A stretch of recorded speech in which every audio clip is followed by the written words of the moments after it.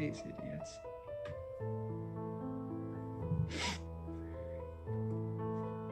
Good evening, PGA DFS fans. It is the Live Before Lock show, and it is the night before TPC Sawgrass is on our television screens again, and we are going to get to watch every single golf shot for this year's Players Championship. Pretty cool going on, and what better way to sweat out your player-based prop contest over at Monkey Knife Fight than to be able to watch every single shot. So I want to give a thank you and like to them, our sponsor of the show here tonight. If you're not familiar with them, of course, I just mentioned their player props-based contests are easy to play and don't require the time commitment that other DFS sites do. In order to be competitive with Monkey Knife Fight, you are in charge. Whether you want to play NBA and UFC, PGA, esports, or soccer, Monkey Knife Fight has it. To get started, head on over to monkeyknifefight.com and choose which game you want to play, your contest type, your buy-in. And Ben, they're going to give you $50 free just for using the promo code Awesemo. As I bring you in, man, I know it's a little late here on a Wednesday, but are you excited for TPC Sawgrass and the Players Championship this week? Yeah, listen, it is the fifth major. It's the strongest field. The majors themselves are littered with players at the bottom that really can't compete. This one's got everything that you want. The courses, we're going to get into it. Sawgrass is unique, to say the least, and I'm okay with that, but there's no doubt about it. If you're a golf fan, if you're a DFS fan, this is a great week. It sure is. And I think, you know, the women's side, they have 5 majors now, and they just put one in, years ago, and it was always used to be 4. So I don't know why the men's professional side, in my opinion, Ben, if they put 5 a year, if they put 7 a year, they wouldn't get a guy that's going to catch Jack Nicklaus anytime soon. Given the fact that Tiger Woods is probably out of commission, maybe forever, I don't see a reason not to do it at this point. It's stronger than this field is stronger than some of the regular major fields. So yeah, I'm all for it. So let's go ahead and talk a little bit about our first segment here. We always do some waves, some weathers, and some withdrawals. We'll get it right off the bat. Brooks Koepka and Danny Willett. If you were going to play Danny Willett this week, which maybe some of you were, don't. Brooks Koepka, also don't take them out of your lineups. They should have a big O next to their name, but again, we don't want to get caught here. So, Ben, when Brooks Koepka withdrew, did that do anything for you anyway, or were you not going to play him to begin with? Yeah, I mean, I guess it makes things slightly easier. Brooks is a tough guy. I think that, listen, when you win, you win. Like, you can't say anything. The guy's racked up majors, but I have a difficult time thinking that he belongs in the tier of pricing that he falls in. So him not being here is one less guy at the top. We only have 4 big names in terms of those 10K plus options. And it makes a little weird gap between JT and the rest of them. It does. It sure does. So let's talk about a couple of the guys going out in the morning. We actually have seen, Ben, the early morning wave be able to go out and post a number that usually is hard for the afternoon to get to, specifically in this golf tournament. So we've got some big names. And when I say big names, maybe big names to us going out here early. Saw Doug Gim pop up last week. But the guy I wanted to bring up with you is Louis. Yeah, that's right. Again, Oosthuizen, 6:56 tomorrow morning.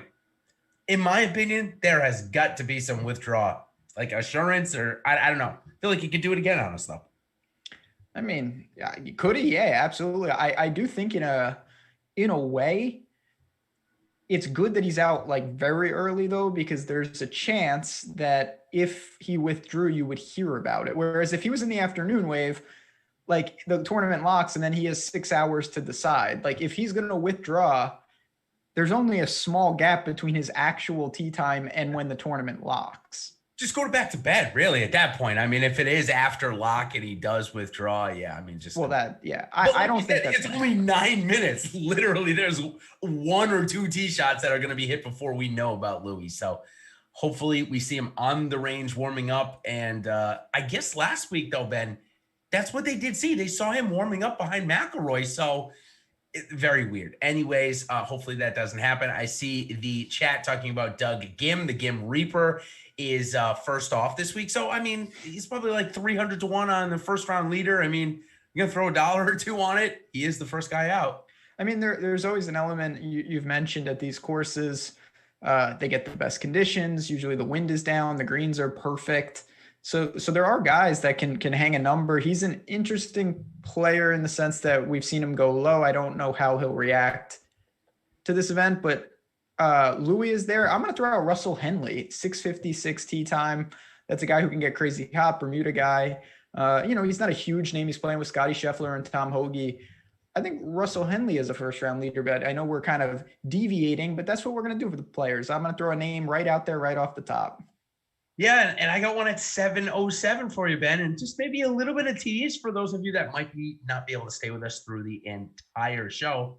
A good way to get notified when this comes on a playback, subscribe to our channel, of course, and make sure you like our video. But subscribing will give you access to this much quicker. And the hot takes that are going to come up at the end, maybe this guy's a part of it, little tease. But Tony Fenow, 707, Ben. Pretty good start. I mean, he's been able to keep this top form even when he's not winning. I like him, maybe even a first-round lead pick this week. Yeah, I mean, what's not to like about Tony Fenow? The guy is gaining across the board in every event. He's competing in every event. He's not winning any event, but that's okay. That's going to change eventually. He's too good. You don't have to worry about that. So I get it. The conditions look good overall with the waves. I don't see any massive situation that we have to deal with. I think it's going to be a straight up golf at a course with a lot of water, and that's always dangerous. Yeah, 17 holes in play. You got to love that. Now, you mentioned weather. It's going to be high 60s, low wind pretty much all week, maybe a spot shower here and there on Friday, but that's pretty ideal scoring conditions. It's not that warm up in Jacksonville quite yet this time of year, but let me tell you, 68, 69 in the sun, that'll feel pretty warm to these players. So no weather concerns. We love that. Going out in the morning, you got Hovland, Cantlay, Thomas, Webb Simpson, Sergio Garcia, Rory McIlroy, Xander Schauffele, Paul Casey, and Ty Hatton. And reading some of your articles this week, it seems like Paul Casey might be an interesting target of yours this week. The other two guys in his group also playing okay. Do you like him more than the other two that he's playing with? In my opinion, I actually do, even though it is Xander Schauffele and Ty Hatton. They're both going to be, well, Ty Hatton specifically is going to be very popular. Rather play Paul Casey. So would I. I like Ty Hatton. It was all the putter. Listen, he shot 77. He still got through, and it was all the putter that let him down. Xander, I'm more interested in him this week than any other week, and it's more a product that I think people aren't there as much. So I like those guys, but I don't listen, there's nothing better in DFS when you have a natural take that other people don't seem to agree with, because then you're not forcing anything. You can just build. And if you're right, you're right. And if you're wrong, you're wrong. I like Paul Casey more than everybody else. It seems like you're there with me. I think he sets up perfectly, but other people don't. And for me, that's a good thing because I get to kind of leverage on my guy that I'm highest on. So I'm really there on Paul Casey. Yeah, really interesting note. And I think it's a good little maybe transition to go into our second topic here, the top end fade. Normally we'd be able to talk about one of the top price golfers, Ben, being high owned and being able to fade them. But for the first time, it seems like people are done trying to chase these top end guys. They haven't given us the finishes lately. You know, Bryson obviously at 11K last week, that was maybe a little outlier, but before that, and he's not even above 10K this week. You look at the four golfers that are above that number, even throwing Justin Thomas, I think it's something like one or two top tens in the last 8 starts between them. That's not what we like to see from the top of the world. So it seems like a lot of gamers are just skipping them this week, which has worked a lot lately. So interesting note there. With that being said, though, that means it's going to push ownership to Webb Simpson at 9,500, to Colin Morikawa at 9,400, Victor Hovland at 9,300. Any of those guys you want to fade, or maybe you want to fade all of them? So, yeah, I mean, I'm going to kind of extend it. I do think my fade it's not a 9K range because it's a great range, but a friend of the show, Revokes, just asked this, like, why do you, if I never get to Xander, why do I like him? It's partly because I think the 10K guys are actually sneakier than I thought they would be. Yeah. It's such soft pricing. Everybody wants to go balanced. And I look at a guy like Xander, he's been playing fine. Tee to green always checks out. Putter usually is very, very consistent, putts out of his mind, runner up here. He's got the game to translate. And I do think the course will play slightly longer than years past, which isn't a bad thing for a guy like that. I think guys like Webb, Hovland, even Bryson to an extent may get squeezed for me just because I can't fit them all in. And I really like Cantlay, But what do you do with all these guys in the 9s? I mean, JT is also in the 9s. That's a price we never really see. Yeah, this is a tough one. And I think that when I look at where they are in their golf game right now, I know that JT's got a major under his belt, but I've got JT and Cantlay pretty equal, given we've seen a little bit of regression from JT these last bits. So I know that he's, 9,900, but Cantlay's also 9,200. It's not like they're priced right next to each other. Easy for me to go to Cantlay here. I think that he's so close to a big win. He talked about it today in his press conference, how close he believes he's to a big win. So whether it's coming here, whether it's coming at Augusta, or maybe at Kiawah Island in May, I think one of these 3 tournaments Patrick Cantlay gets. So for me, there's no way I can't start my lineup if I'm not going above with Patrick Cantlay at 9,200. But that means I am going to fade Webb Simpson again. And again, I think it's a product of they're giving me the players that I want at cheaper prices. It's not that I don't like Webb. He's a winner here, right? I think his game translates very well. So what are you doing with Webb Simpson this week? Yeah, I'm in the same boat. That's what happens in majors and tournaments like this. I think people sometimes equate being underweight or fading a guy that you don't think he's going to play well, or you don't think he's a great player. But like, Webb is great. He's an absolutely fantastic player, and he loves this course. But there are other guys that I think just have a little more upside. And the way Webb does it, it does translate here. But I think the win in itself may propel ownership. People are going to go to Webb. He's going to be the first man in a lot of balanced builds. He's going to be the second man in aggressive builds. The form is fine. He played well at concession. I just would rather play Cantlay. I'd rather play Fenow, or find the money and just go up to these guys that I think are just purely better players than Webb. Yeah, better players and definitely lower owned. I mean, yeah. I think that in a question was just asked in the chat about rostering 2 guys 10K and above. That's going to be very against the grain this week. I don't know if any of the guys at 10K get 10% or more. Looks like Jon Rahm could end up coming in like close to 6 or 7%. For me, Ben, as we kind of transition into the leverage play, I feel like Jon Rahm is in a great spot as well. Kind of blew it last year or 2 years ago here. He had the lead coming down the, I think, 11th hole and tried to hit a snap hook 70 yards around the tree right into the water. Ended up making double and finished 12th. But he's at least shown that he's got a chance to win here. So I like Rahm, especially in single entry formats, the $200 driver on DraftKings specifically. Probably going to be a little bit higher owned on FanDuel given their salary cap, but still DraftKings, I like him for single entry stuff and GPPs as well. I love Rahm. I loved him in 2019. I thought that he should have won. I was convinced he was going to win. Then I watched the tournament and I was certain he was going to win. And then he called off his caddy and was punished. He's a quiet, Rory's probably in a little different spot, but Rahm has been off to what I think most people would say is a slow start, and 95% of the golfers on tour would love this start. 7th, 13th, 5th, and 32nd. Like, he's not exactly broken. He just hasn't really contended yet. So I love him in this spot. I'm going to go right to Rahm and I'll figure out the rest. Let's talk about Bryson for a second. And listen, I know that it was 6% for Rahm seems kind of small, but in single entry stuff, if he's projected less than 10% in GPPs, I think that you could end up seeing a 5% print on him. I know that sounds crazy, but it just looks like how salaries are going to shake out. One of the big reasons to that, Ben, is a lot of people want to play Bryson DeChambeau at 9,700. But I got something to tell you. You take away the 4th hole last week. I'm sorry, not the 4th hole, the 6th hole, where I think he gained on the week like 2.5 strokes off the tee. He's not going to have that option here this week. There isn't a clear advantage for Bryson DeChambeau off the tee this week like we had last week. Now, granted, he's still going to have an advantage on the par 5s. No doubt about it. However, I just think this course mitigates the distance debate a little bit. It's shown over the kind of the history of it that it has. So at 30% ownership, is Bryson a fade for you this week?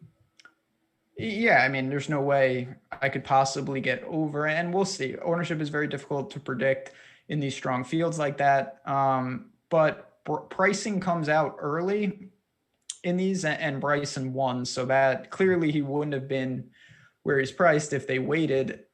This is not that kind of course, though. You mentioned it's a technical course. It's a Webb course. It's not a Bryson course. So no, I don't. Bryson always has that gear, but not in this situation. If he beats me, I'm just going to have to suck it up. He's a great player, but he is not a priority. Yeah, agreed. Again, I'd just rather, at this venue, I'd rather go down the board a little bit. So a couple more spots here in the leverage value that I want to chat with you about. But before we do, in case you're on the road or you want to replay this tomorrow morning on your drive to work, which better be early because we are locking, as we mentioned, at like 6:45 tomorrow morning.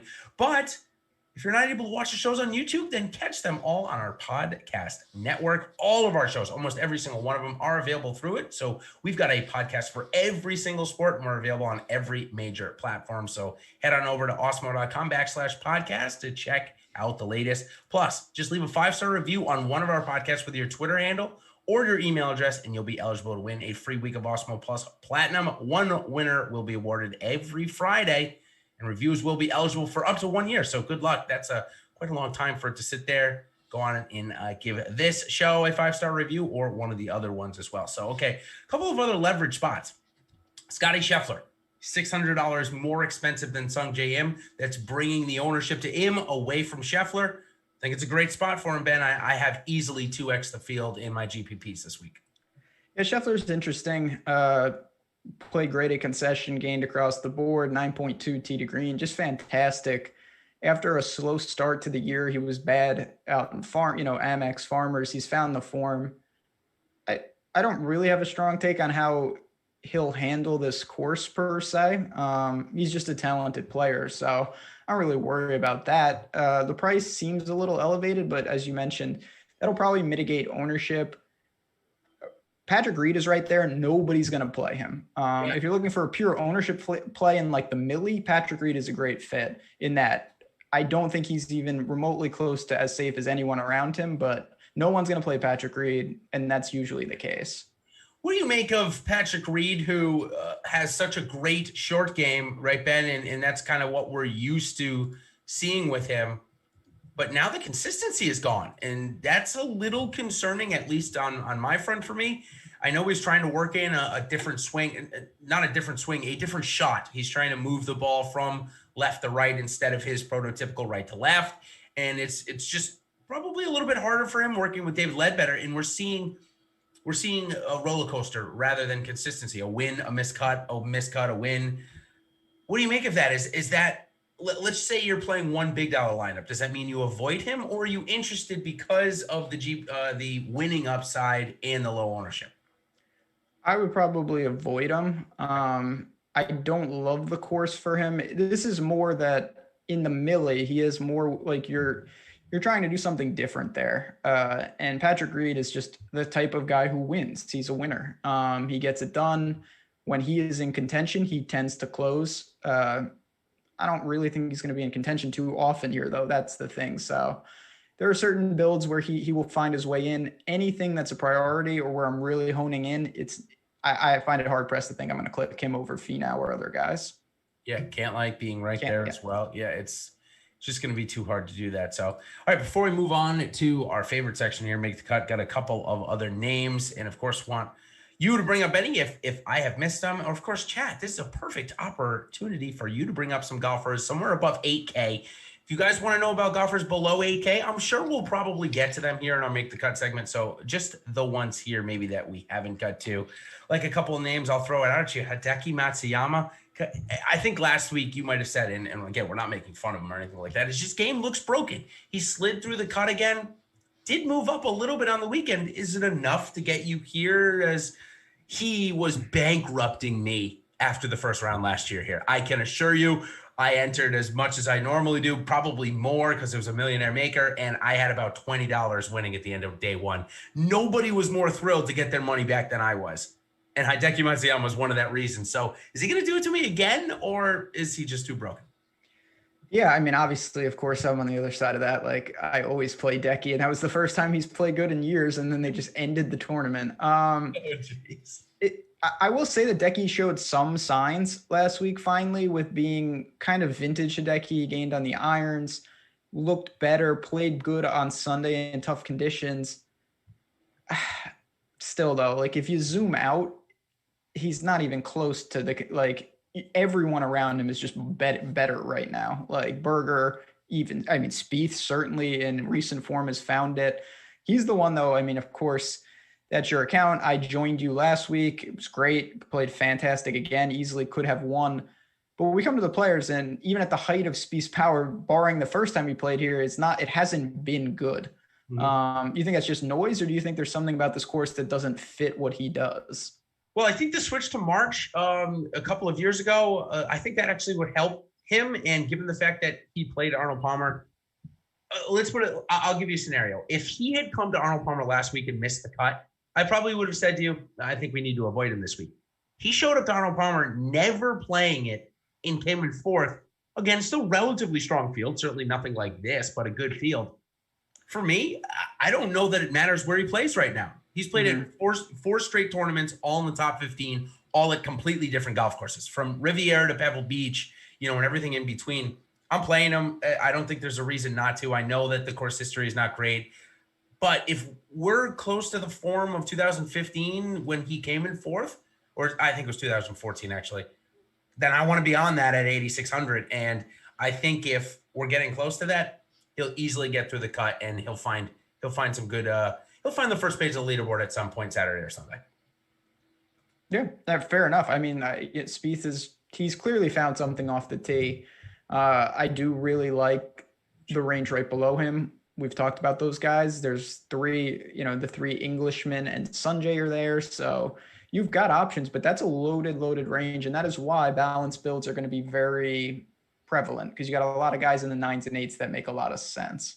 Another guy that's typically extremely consistent, as we were talking about Patrick Reed, is Adam Scott. However, his ball striking has not been there. He's been in a couple of tournaments. He's still gotten through the weekend, but he's going to be about a third of the ownership of Matt Fitzpatrick. Ben, what's going on? What do we do with that? Yeah, I don't really know. I mean, Fitzy fits this course so well, and he's playing better. The thing with Adam Scott that's tough is just you can't overreact to much because he doesn't play as often. So he can kind of come in cold and just turn it on. I do find myself still, though, looking at Fitzy and saying I think that's what makes most sense. If you can find leverage in the 8s, it's going to probably be the very bottom with the Aussies. Scott and Day are kind of just there. And I think they're more under the radar than certainly the guys directly above them. Yeah, I can't get to Fitzy again this week for me, and we can slide down just a little bit because I think it's a perfect scenario. I know that Fitzy has maybe shown us a little bit more than Tommy Fleetwood recently, Ben, but they both came in 10th last week, and I think Fleetwood's on the up and up, and maybe Fitzpatrick has plateaued. So that's why I have basically no shares of Fitzpatrick. I'm going to Fleetwood.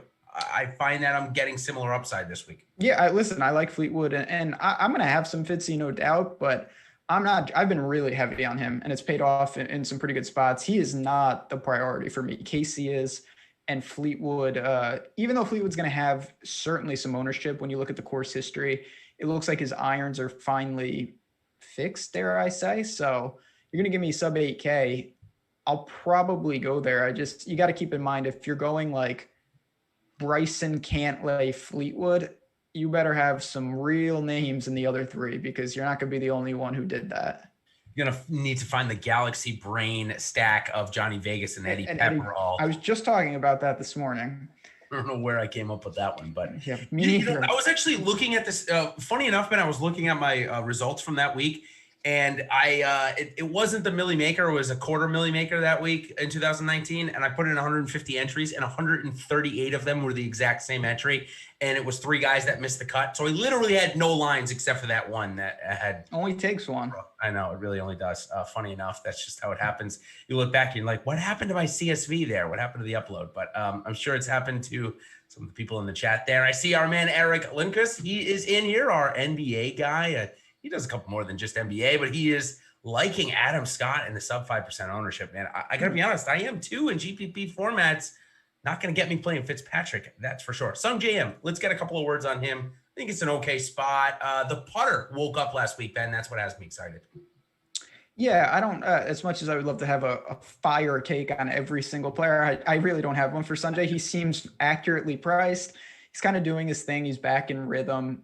This is a good golf course. These Florida swing, we've seen him excel there, and we're going to continue to see him excel. He's right where he should be, and I anticipate just having a decent amount of him. Me too. All right, let's move on to our Make the Cut segment. And this is where, I guess you can go a little bit more rapid fire, if you will. But before I do that, I want to let you guys know, listen, this is one of the biggest golf weeks, obviously, of the year. In just one short month, we're going to be at the Masters, which I would consider probably the biggest event. So great time to join. You want to join us on the Awesemo Plus weekly side for golf, just $8.95. And of course, you want to join all the sports. We've got so many going on. We got NASCAR going on right now. MLB's about to come back, NBA and more. $29.95 for the Awesemo Plus weekly platinum pass. So come on over and join us on the plus side. Ben, with that, they're going to get us in Slack where we answer pretty much any questions that anybody wants. So, all right, let's go ahead, make the cut segment. This is where we're going to first tell you if they're going to play all 4 days and then maybe our take. So we just talked about Adam Scott, and I want to throw in his country mate, Jason Day, and for good measure, throw in the third Aussie of Cam Smith. Give me the quick bang, bang, bang. Do they all make the weekend? Did none of them?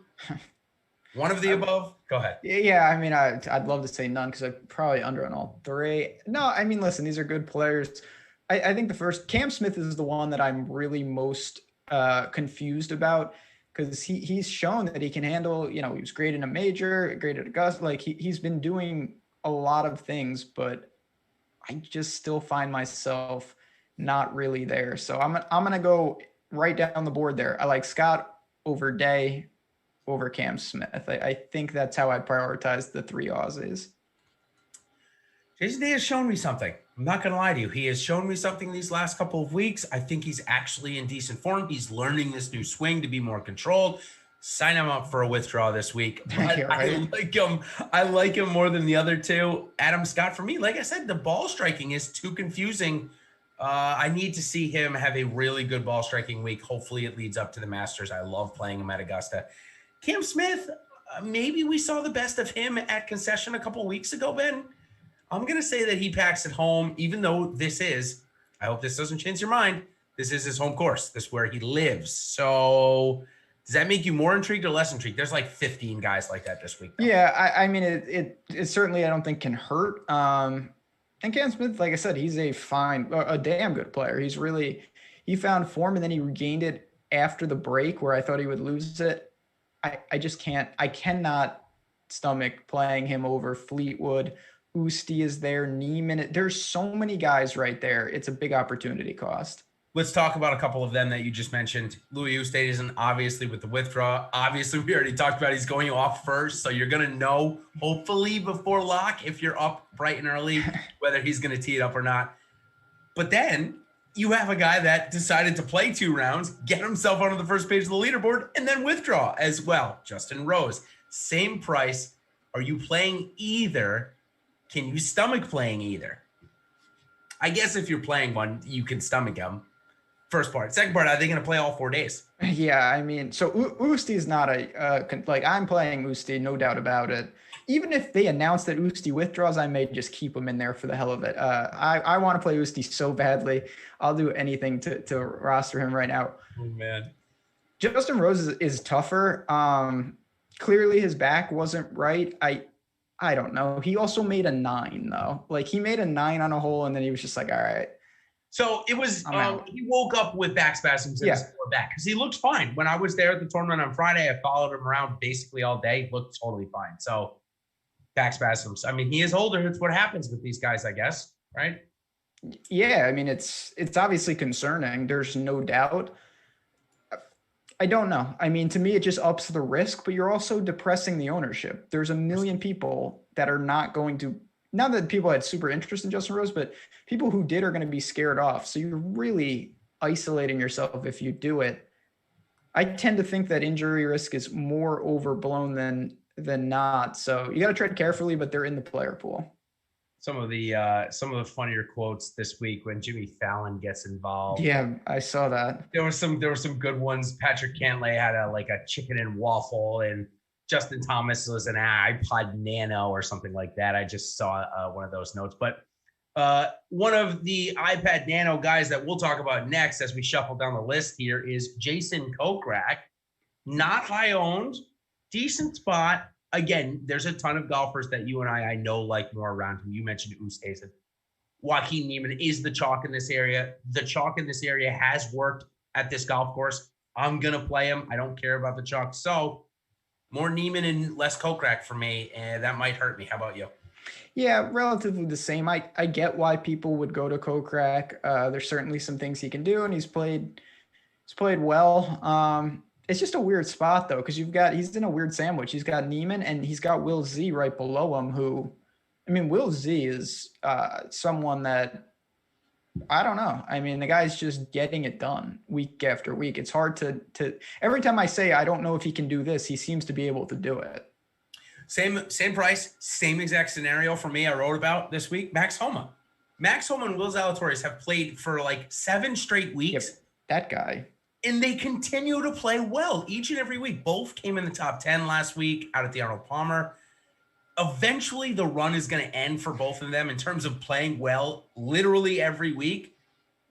Maybe it's this one. And when it does, Ben, I think it's going to come crashing down.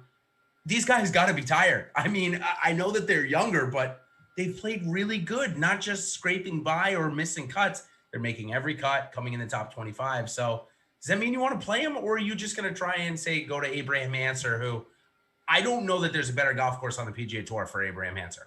Love the spot for Answer as well. It's tough, yeah, because you don't want to start like it's such a weird. It's almost like when guys win sometimes. Sometimes I guess I should say, I tend to punish guys. It's like, oh, he won, and now I don't want to. But like, Homa has been playing for so long. There has to be some. I don't care who you are. There's got to be some fatigue. I tend to not want to play him in Florida anyway. I'll go to Answer. Sergio is a tougher one. Certainly has had some success here. Can drive the ball. He can't putt, but he can't putt anywhere. I like Answer more, but I'll have some Sergio in the pool. Sergio, I think, what is he, 7 for his last 7, Ben? One of the only golfers in the field to have made the cut each and every year since 2014 or 13 here. But it doesn't come with that many great finishes, if I'm not mistaken, in that mix. Just kind of a guy that if you're building cash, I think he's a fine play in your cash lineups. In that range, also, is $200 above my price that I said I would never fade him in Florida, and it's Billy Horschel, $7,700. Decent pivot. Looks like ownership a little bit depressed coming off the miscut at the Arnold Palmer, but if the off-the-tee game is not there, which it wasn't last week, he's not going to compete. Yeah, Billy Ho is pretty erratic. Certainly in Florida, he's more, the upside is tuned in. You can get crazy out with the putter. But I still think that relative to who he's priced around, he's not that golfer. Shown it at times, consistency-wise, I would say no. So risk-reward, probably a little tilted. But again, we're talking about a field that is so deep. When you're talking about lineups with 6 players, you can really make a case for a bunch of these guys. I think it's just separating like the chalk Niemanns from the insane Justin Rose type plays. You want to balance that. So our buddy, a friend of the show, Mike Campbell, nice super chat there. Had a good week last week. Looks like he used our Spieth pick, and it looks like with Kevin Na in there as well. There are not 2 better golfers in my eyes to roster in the same lineup than Na and Spieth, and looks like he had threw one else out there as well. Keegan Bradley, all in the same lineup. That is bold.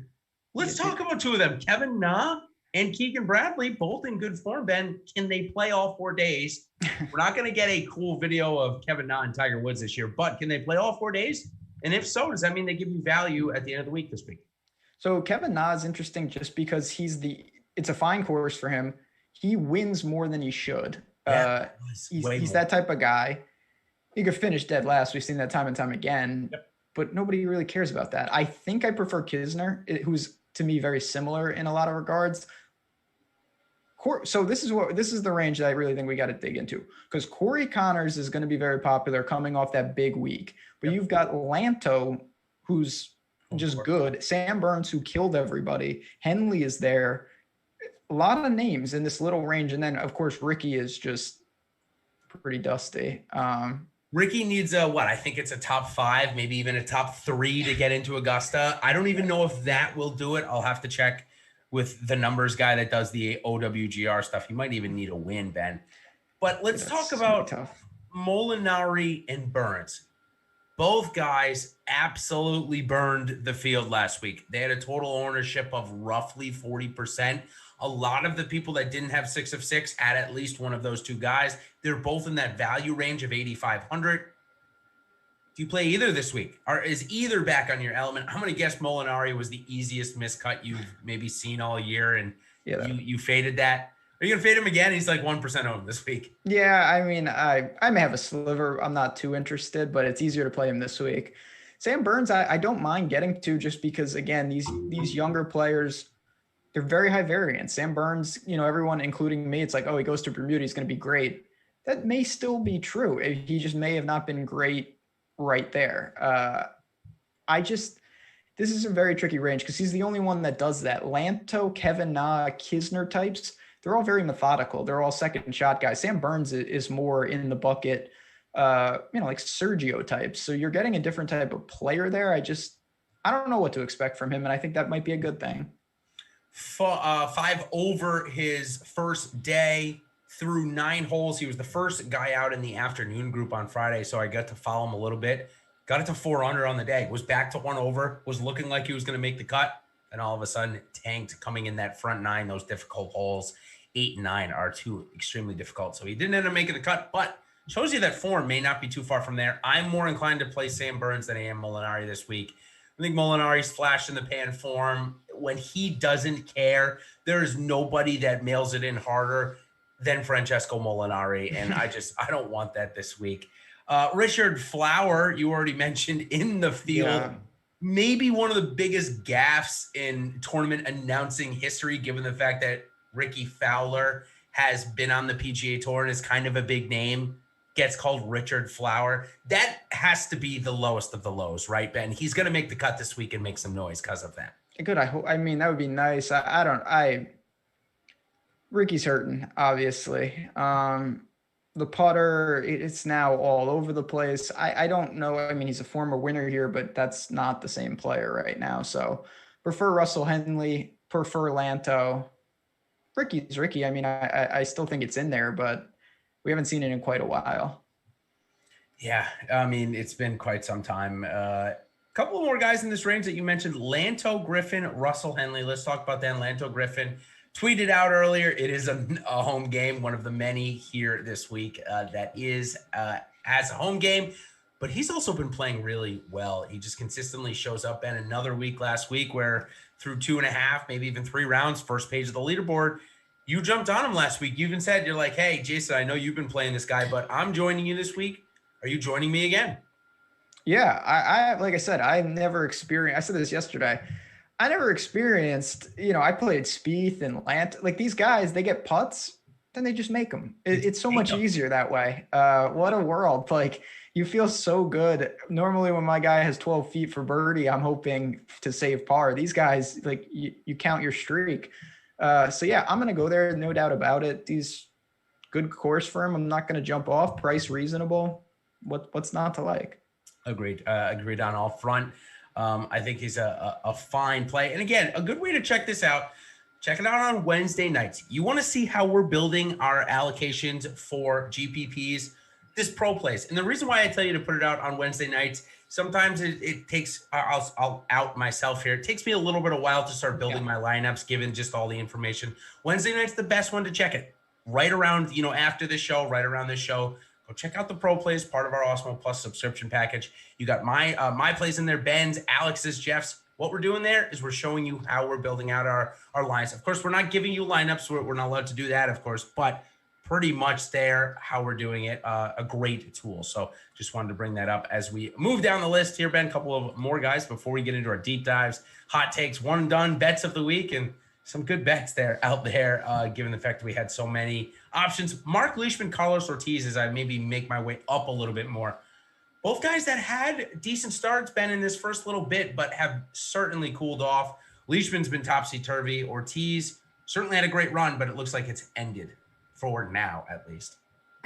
Yeah, I don't know what to, like, it doesn't seem like it's there, and it's hard to ask, try to have guys find form right now, like in this situation. I tend to look at the players. They better be doing something heading into Sawgrass. Like I'm not backing too many guys where I'm like, well, they got to find it right now. That's a tough sell in a situation like this. Yeah, I totally agree with you on that front, especially when you got Lanto right there. A couple of more guys right there that I want to talk about. Kevin Kisner, you mentioned very briefly. Lee Westwood, this is an easy fade for me this week. The guy clearly put a ton into last week. He's a great player, but he's 47. He's not known to go back to back to back here. This is an easy spot. I think everyone's going to jump. I'll jump off. Yeah, no, I wasn't. That's not a thing. I was rooting for him last week, but not gonna happen. The harder one for me is, what are you gonna do with your boy Christian Bezenhut, who again, great finish, but 7,100. He wouldn't have been 7,100 if this pricing came out after the result. Yeah. So of course, he was one of those guys that posted five under or better last year in the first round after coming off of a T18 at the Arnold Palmer. So it seems like signs are pointing in the right direction, Ben, but we aren't, or specifically me, I won't be alone in playing him this week. So I think with that being said, if I want to play him, I'm really going to have to give him the full gauntlet, 30%, something like that, because I think the field's going to get 15%. And it's going to be tough to leverage. Whereas I think in that range, there's a ton of other guys I'd rather play. So while he'll get the most ownership, last week I had 3 guys in that range: Poulter, Todd, Bezzy. This week I'm probably going to have 10 or 15 names and spread it pretty evenly. Yeah, I mean, I'm not getting over that. There's too many guys here, and I think that he's going to be pretty overowned. And he's a good player, and short game is immaculate, but he did it all with the short game, and that's what he does to an extent. But give me the Flyers at flat 7, whether it's Benyon, Kirk, I guess Noren, but that's that guy. Don't get me started on him. How about Cameron Tringale? Can I get you started on him? No, Cameron Tringale is fine. He's making cuts, but this is another step up. And I think for me, I'll let other people go there. Irons have been good, but I don't need him at 72. That's not what I'm trying to do down here. Are you trying to do Matt Kucher? No, Matt Kucher. That's gone. That's done. He's store eligible soon. Good. Go. Him, Bubba, not happening. Like Bubba, I couldn't think of a worse course for. Oh, geez, Matt Kucher's only 42. He's got 8 years with us, pal. Well, no, yeah, I haven't played Matt Kucher in a very long time. Yeah, I don't think I'm going to do it this week either. Another guy I'm not going to play, who just completely gone, might still be hungover from his Open Championship win a couple of years ago. It's Shane Lowry, man. What's going on with him? Yeah, nothing good. Yeah. There's a lot of guys like that where, again, that's where they're all coming under the umbrella. I know it's in there. They're still even down here, they're world-class players, but I'm not going to roster guys that coming to Sawgrass where I'm just like, okay, they have to find lightning in a box. That's a really tough sell. Someone's going to do it, but I have no idea who. I'm going to back more what I've seen in recent weeks than Shane Lowry. That's for sure. So Chad asked us our best play under 7,300 this week. And here's what I want to say about Christian Bezenhut. Christian, if you're watching, I'm sorry. Give me the phonetical next time on through a DM or something. I'll pronounce it a little bit. Hit that like, Christian. And Christian, if you could hit the like and subscribe, that would be really great, especially to subscribe so that when we do come live with some of the videos that we have, and we've got a bunch out this week. You and Josh are on fire with the contenders. You don't want to miss that when it comes out. We're going to get it again. Make sure you subscribe. So what I was going to say about best play under 7,300, if you like Bezzy and you see the 13% ownership and $7,100, I'd like to raise you Andrew Putnam at $6,300 at 5%. Would you agree with me that the form seems to be pretty similar and their games are pretty eerily similar? So why am I paying $800 more for Bezzy? Yeah, I'm not paying for Bez. Putnam, he definitely stands out in that range. I'm going to go my favorite play under 73 would probably be Charlie Hoffman, who's just playing well. I had him last week, just doing his thing. I'm going to stick with that and see where it leads me. Good two guys as we start our deep dive section here, right around those guys. They are two that I used in my $200 lineup. I built so balanced for my YOLO Mega Millionaire lineup this week. Very balanced. Nobody below 7,500. Little tease there. Might even be a duplicated lineup, Ben. That's how chalky it is. But I liked all the plays, so I didn't care about the ownership. That was what I wanted to ask you about. In a 300-person contest, let's even bump it up to 500. Do you look at ownership that much, or is it really the millionaire makers that drive the green $5 that you're like, if we go over 100, percent total owned, it's likely to be duplicated? So in tournaments like that, I definitely consider ownership, but it's just different because if you have a guy who's, say, 5% owned, that means only 15 people have them. Yep. 15. And some of those lineups are going to miss it. So like you can ISO someone after Friday who's not crazy. In the drive to the green, there is no ISOing. Like even if you play Louis after he withdraws, you'll have a couple friends. Like, it's a different situation. So in high stakes tournaments, in small fields, it's very different to leverage. You can do a lot of things that you can't get away with in a 100,000 person tournament, and you're really looking for more floor than it's pseudo cash up there. Yes. So totally agree. Two guys that I'd consider using in cash this week in that format, but I decided to go a little bit lower buy-in with them. It's two guys that if they get through the cut, I believe outscore their finishing position at a alarming rate. And it's Brian Harmon and Bernd Wiesberger. I know that you're a Wiesberger guy. Been a couple of years since he's been here, Ben, but the last time he came in 12. So it's not like he doesn't know his way around it. I think it is a good course for him. And Brian Harmon, couple of good cuts, couple of top 10s in there as well here. So 69 and 6,800, two guys that I have clicked for my deeper dives this week. Yeah, Wiesberger, obviously I targeted him at the wrong, I wanted to get to him in Florida, and I got to him at concession, and he was absolutely horrendous. Yep. Since then, he seems to have been finding a little groove. This is a good course for him. He's not he's more in the web build than like the Bryson build, and that's putting it, modestly. What about my man Emiliano, who's found some form here? Went to Puerto Rico and got right. He loves this course. 67. I'm very content with playing my favorite player. There's 4 guys at 6,700, Grillo being one of them, that are in lineups this week for me. Bob McIntyre found something last week, I believe. I know he shot 2 over, but shot even par on Sunday, which beat the field by a good amount of strokes. I know it's his first time here, but I like the talent. So I love Grillo. I like Bob McIntyre. I like Luke List. And even a little bit, I wouldn't mind throwing Harold Varner in there. We don't have the wind problems.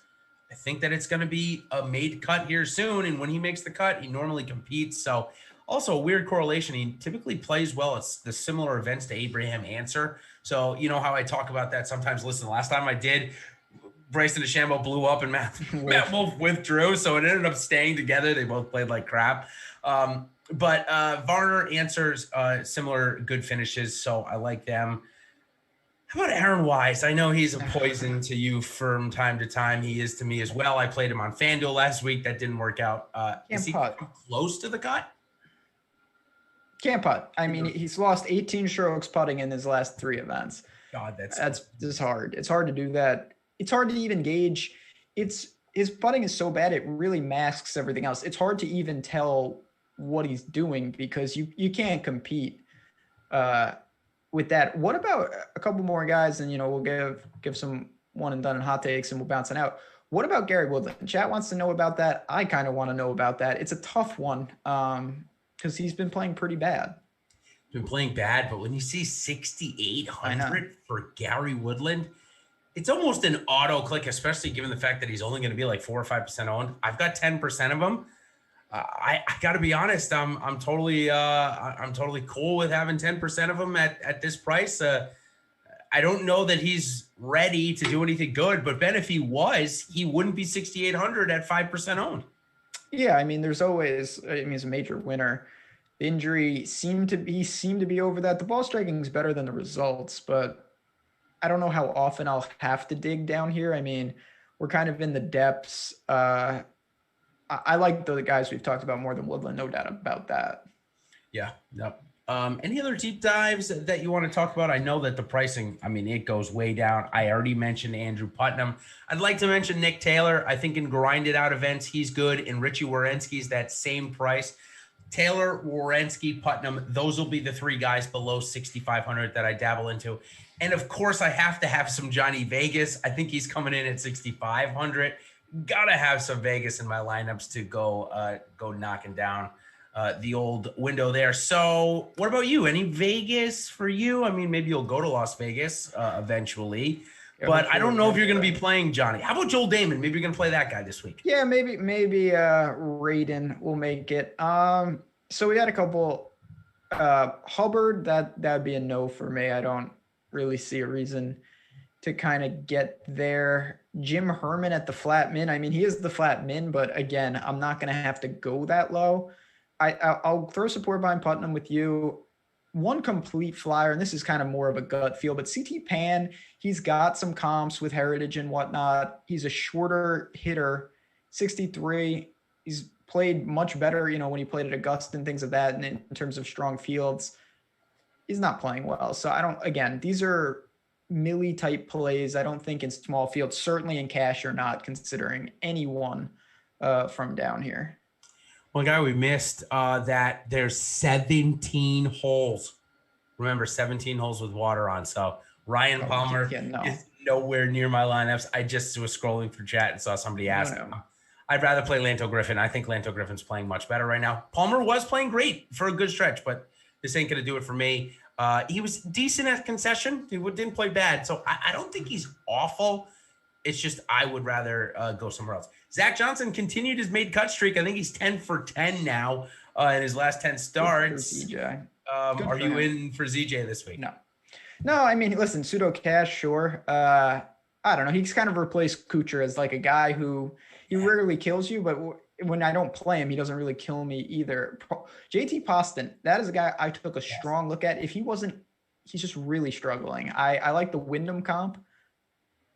I couldn't do it. What about a flyer on lefty? No, absolutely not. So far out on lefty right now. I can't. I'd rather play Brooks. That's a serious statement. There's no chance that I would play Phil. Yikes. All right. Well, if you guys in the chat, Keith Mitchell, I'll throw that one out. Doug Gim, both at 6,200. I'll have a little bit as we transition on. Let's talk about, I think the next topic here is one and done. That's right. This is one of the biggest fields of the year, obviously strongest. So if you want to use a star, this is the time to do it. And to that, I had written down that I haven't used yet. I wanted to use Tony Fenow, but I used him already. So I'm going to use Joaquin Niemann this week. I think that he's close to a big win. I didn't use him at Sony when I think a lot of people did, and I should have. So I'll pick Joaquin Niemann this week for my one and done. So I'm going up. I've waited for this guy, kind of like Rory at Augusta. I'm using Rahm. I'd love to save him for one of the majors, but this is, in the one and done world, this is a major, no doubt about it. No doubt. Yeah, I'm using Rahm. I want the money. I do think he's primed for a big showing. Yeah, and I saw a couple of things about Sergio. We did both mention Sergio, Ben and I, and we both said that if we were playing cash, he's a fine cash game play. He's made the cut 7 straight years here, but hasn't done anything that great. So not a ton of love for Sergio. I'd rather play Abraham Hanser right now. So, okay, bets of the week before we give our hot takes. Again, if we missed any players, you can still do it. Bubba Watson out on that one for me. Okay, bets of the week. Ben, I'll let you have the floor first unless you want me to go. No, I mean, listen, this is one with a tournament like this, there's so many things. And Jason, you've put out a ton of content. Go check that out. Me and Josh Contenders video, if you're looking for more outrights and things like that. But just looking at Odd Shopper and looking at the head-to-head market, there's so many places that you can go. You have a million options, whether it's like picking on some of these bozos, whether it's targeting some of the elite. I'm going to take an aggressive stance here. And I'm going to go to Jordan Spieth against Webb. And I'm getting plus 160. And to me, that's good enough. It's Webb should be the favorite, but not by that much, in my opinion. I really do believe that the course history baked into Spieth is really suppressing it. On the other side, course history for Webb is elevating it. So there's nothing against Webb here. This is just a price-driven matchup for me. If this was minus 110 on both sides, obviously I would play Webb. But if you're going to give me plus 160 on Spieth, that is one as an underdog for a weak matchup, I think that Spieth is very live to beat Webb this week. Very interesting. Of course, I'm never going to say no to that. 160 is like, just to speak to golf outrights, golf matchups, that's a pretty sizable mark. And to me, it's just a little inflated. Agreed. The one that I have written out here, both you and I just talked about Matt Kucher. We thought he'd be ready for the senior tour. He's got to do that.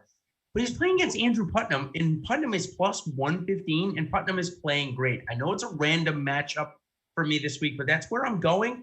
Again, I don't think Kucher's in any form. Putnam, maybe in the best form of his career, other than the win. Honestly, he's got three back-to-back top 10s at Puerto Rico and API, so I like Putnam plus 115 this week. Yeah, I mean, matchups in general, it's fun to take, we get a ton of questions of who do you like more, DJ or Rory? It's it's very difficult. Sometimes the value, this is my formula in college basketball. Sometimes the value is with these random matchups that aren't getting a ton of attention, like the one you just highlighted. Yeah. So sometimes, and you're going to be coming out with some great college basketball content. Speaking of that, in the upcoming weeks, it is March. Calendar coming over. I know that maybe the last couple of days haven't gone your way, Ben. But yeah, that's an understatement. But yes, we will come out of that like a phoenix. It's good that you're getting it out now, though, right? If I'm not mistaken, it's because we've got the tournament coming up, and that's where the big money is to be made. And of course, right. If you're going to be betting and listening to Ben's thing, which I highly recommend you do, make sure you check out our odds shopper that Ben just mentioned at Awesemo Awesemo.com. Of course, you're going to use this tool to check and make sure you're getting the best line available on your golfer that you're betting on, or team or player, depending on which one you do. Of course, if you sign up for a free account, we are going to track your bets in real time, and you're going to get alerts when the line moves. So again, oddsshopper.awesemo.com there. A great tool. I've been using it quite a bit myself lately. So, okay, it is the final stretch. It's 9:03. We are less than 10 hours away from first tee, and we are going to give our hot takes. And this week, I was semi-close. I had Bezzy, Poulter, and Todd all coming in the top 20. They didn't do that. They all made the cut, and Bezzy came in the top 10. So not a bad hot take for me last week. Ben, I'm going to try and jump back on it here this week, though, and I've got it.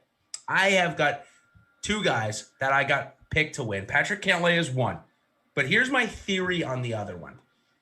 Ricky Fowler went for so many years as a really underrated player, I'd say. He would just never win the big one. He wouldn't win a wager, wouldn't win a major. Then all of a sudden he comes to the Players Championship, kind of like the most liked guy on the PGA Tour, and he wins it, right? Now he's considered an upper echelon player. Well, Tony Fenow is in that same boat. Everyone believes this guy is elite. I do too. He can't win, but yet he's the most likable guy on the PGA Tour to most. Well, he gets it done this week. He's taken the Ricky Fowler train as the most likable guy to win the Players Championship. He is the Players Champion after this week. Tony Fenow breaks the curse. That's a good one. Just very solid, definitely live to happen. And, for shows like this, we got to just pick a winner. That's going to be the hot takes for us. I'm going to ask for one more round of likes, though. Chat, you guys have been awesome tonight. It's really good to see. Obviously, the regulars, what can I say? It's great to have you guys. You're part of the community. But a lot of new faces tonight, and that's equally as exciting. Seeing people try golf for the first time. If you guys have questions, follow Jason on Twitter, DFS Golfer 23. You can follow me, too, because I'm the one that said it. But definitely got some good stuff and get inside the ropes.